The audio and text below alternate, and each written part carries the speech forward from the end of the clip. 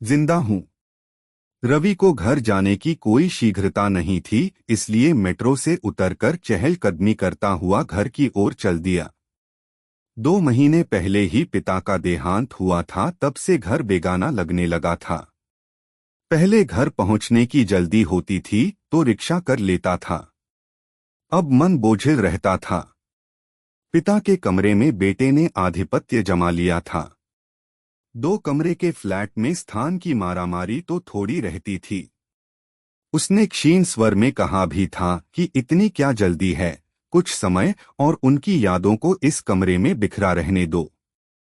पत्नी ने कहा, समझा करो, बच्चे का 12वीं का बोर्ड है, सारा दिन ड्राइंग रूम में पड़ा रहता है। अलग कमरे में एकांत में कुछ पढ़ाई तो हो सकेगी। कमरे की काया पलट हो गई। यकीन ही नहीं हो रहा था इस कमरे में पिताजी रात दिन रहते थे। कुछ दिन बाद पत्नी सकुचाते हुए बोली, सुनो, अगर आपको आपत्ति न हो तो महिला मंडल और किटी पार्टी में जाना शुरू कर दूं। कई साल से पिताजी बीमार थे, इसलिए कोई सामाजिक दायरा नहीं बढ़ाया। अब तो ऐसी कोई बंदिश नहीं है, अगर आप कहें तो। रवि ने हाँ कर दी, लेकिन मन में विचार आया, क्या ये दोनों पिताजी के जाने का इंतजार ही कर रहे थे? लेकिन ऐसा नहीं कह सकते, दोनों ने कभी पिताजी का अनादर नहीं किया, हमेशा प्रेम से ही व्यवहार करते थे। पत्नी ने सेवा में कोई कसर नहीं छोड़ी।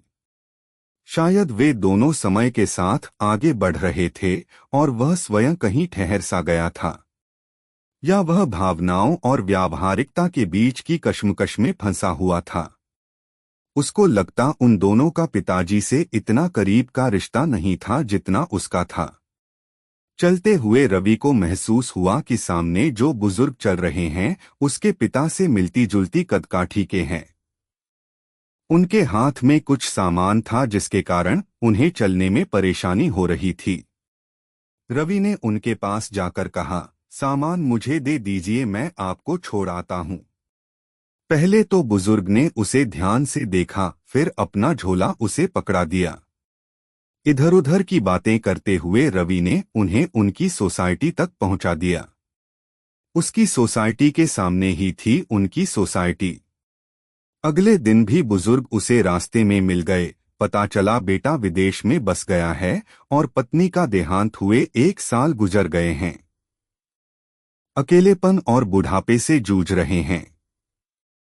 अगले कई दिन तक यह संयोग बना रहा। वे बुजुर्ग उसे रास्ते में मिल जाते और दोनों बात करते हुए चलते जाते। इस 10-15 मिनट की मुलाकात से ही रवि के मन को जाने क्यों बड़ा सुकून मिलता। जिस दिन छुट्टी होती है वह उस समय टहलने निकल जाता और बुजुर्ग महाशय से मिल ही लेता। उनसे मिलकर उसे अपने अंदर की बेचैनी कुछ कम होती महसूस होने लगी थी। एक दिन रवि को ऑफिस में देर हो गई। वह सोच रहा था आज बुजुर्ग महाशय से मुलाकात नहीं होगी। उसको यह बात परेशान कर रही थी। उसे अफसोस हो रहा था उनके मकान का पता और फोन नंबर अभी तक क्यों नहीं लिया। उन्हें अपने घर बुलाना चाहिए था उसे। लेकिन इतनी नजदीकियां वे पसंद करें ना करें, उसके मन में यही द्वंद्व चल रहा था। निर्धारित स्थान पर बुजुर्ग महाशय को खड़ा देखा वह आश्चर्यचकित रह गया। उसने विस्मित स्वर में पूछा, काका इतनी रात यहाँ क्या कर रहे हैं आप? उसको देखते ही वे बोल पड़े, बड़ी देर कर दी बेटा, तुमने आज कब से इंतजार कर रहा था। 10 कदम का तुम्हारा साथ जिंदा होने का एहसास दिला जाता है।